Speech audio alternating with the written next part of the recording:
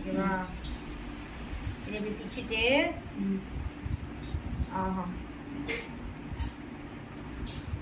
நான் வந்து போட் செய்ய போறேன், இல்ல கப்பல் செய்ய போறேன், இல்ல போட்டு தான். சரி, ஏதாவது ஒரு முடிவுக்கு வாங்குடா. இப்ப இதை செஞ்சு எங்க விட போற? திருநெல்வேலியில் எல்லாரும் கஷ்டப்பட்டு இருக்காங்கல்ல, அவங்கள போய் காப்பாற்ற போறேன். இதுல போய் ஏய் வாடா வாடா, பிஞ்சு போறாண்டி இவன், பிஞ்சு கிழங்கு.